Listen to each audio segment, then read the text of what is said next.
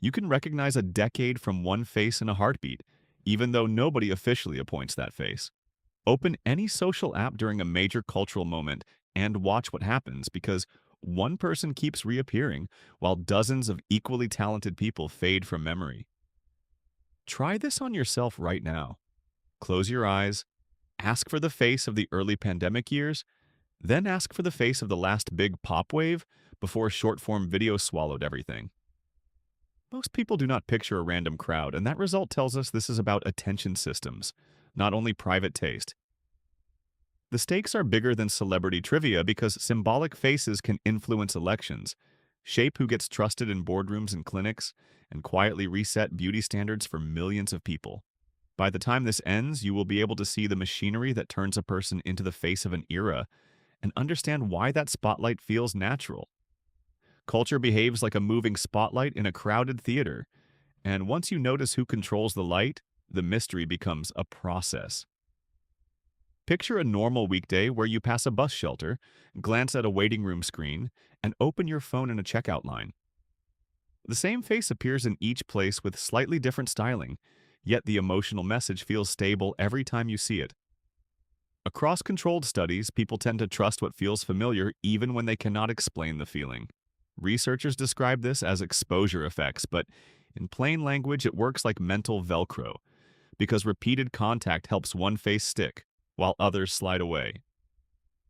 The first hard truth is that a decade face usually wins distribution before it wins deep admiration.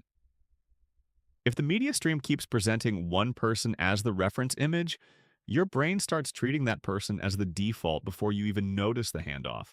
Repetition alone still is not enough, which is why many heavily promoted faces burn bright for a season and then disappear. Imagine two performers getting equal marketing support and equal interview volume across the same platforms.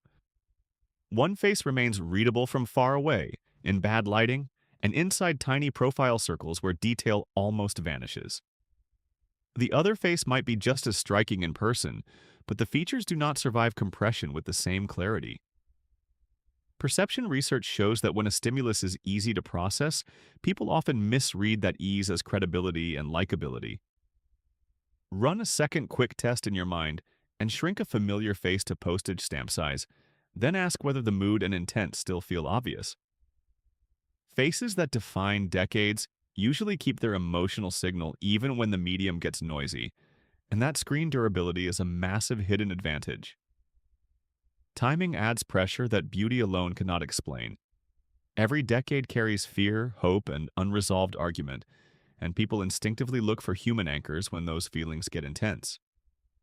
A face that looks calm during chaos can become shorthand for competence, while a face that looks defiant during frustration can become shorthand for resistance. Large research reviews on memory and emotion suggest that people retain emotionally charged information more easily, especially when it fits a story they already believe.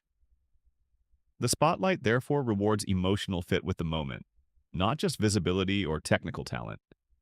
This is where the story turns, because the same mechanism can elevate someone through admiration, through conflict, or through a strange mix of both. Picture one evening on a packed train after a punishing hospital shift. A nursing student named Elena keeps scrolling through anxious headlines, then pauses on a familiar public health face she has seen all week across interviews and alerts. Her shoulders drop a little before she realizes it, because that face now stands for orientation in a confusing week, not just a stranger giving statements. That tiny release seems private, yet it is a cultural engine when it repeats across millions of moments. A decade face often forms exactly this way, through countless small emotional transactions that accumulate until one individual starts feeling like the era itself. Once that emotional contract is formed, attention becomes self-reinforcing and the spotlight gets harder to dislodge. Another layer sits beneath all of this, and it comes from how memory stores faces in the first place. Your brain does not file every face like a perfect photograph, because it builds rough templates and then marks a few strong reference points. Studies on face memory suggest we recall people best when they are familiar enough to categorize quickly, but distinctive enough to avoid confusion. If a face feels too generic, it melts into the crowd and never anchors memory. If a face feels too unusual, it can become hard to place across changing contexts. The faces that define decades often land in that narrow zone where they seem both representative and unmistakable, and that balance is rare. Institutions and platforms then amplify whatever already has traction. Editors choose covers and thumbnails that read quickly, casting teams choose close ups that frame emotion clearly, and campaign teams choose camera angles that imply authority. Recommendation systems add another acceleration layer by repeating faces that trigger longer viewing and stronger reaction. None of these decisions guarantees iconic status on its own, yet together they stack probabilities in one direction. A person does not need universal approval to dominate cultural attention, because high engagement in enough high traffic channels can create the same practical effect. Once momentum starts, social proof does heavy lifting, since people infer importance from visibility and then feed that visibility back into the system. A common misconception says this outcome is either pure manipulation from above or pure merit from below, but reality is messier and more useful. Audiences reward faces that carry meaningful stories for their own lives, while systems reward faces that keep attention measurable and predictable. The winners are often people who can hold contradiction without breaking, appearing polished yet relatable, aspirational yet familiar, and controlled yet emotionally available. That flexibility lets different groups project different needs onto the same person, which keeps the spotlight broad and durable across conflicts. In that sense, a decade face is not a single message, but a container for competing messages. Try one more instant check on yourself before we close the loop.